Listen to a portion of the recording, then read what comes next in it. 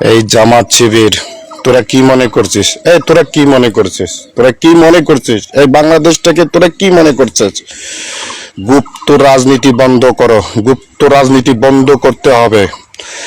এই নীলফামারী ৪ সৈয়দপুর কিশোরগঞ্জে আমি একটা কথা বলে দিচ্ছি, হয় বাঁচবো হয় মরবো, কিন্তু এই গুপ্ত রাজনীতি তোদের পাচায় ডোবাই দেবো। তোরা জামাত শিবির, তোরা কি মনে করছিস?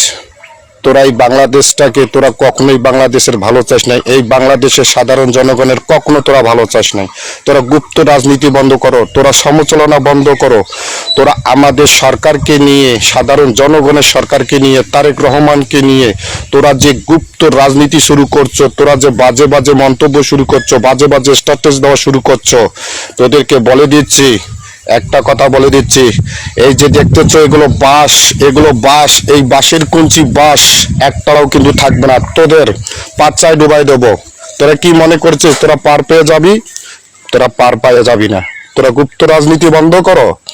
বাংলাদেশের সাধারণ জনগণ বর্তমান তারেক রহমানের কাছে শান্তি শোকমায় আছে।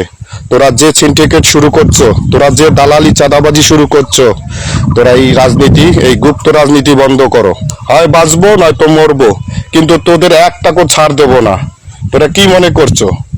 তোরা কি মনে করছো? তোরা সাবধান হয়ে যাও, বলে দিলাম, একটা কথা বলে দিলাম।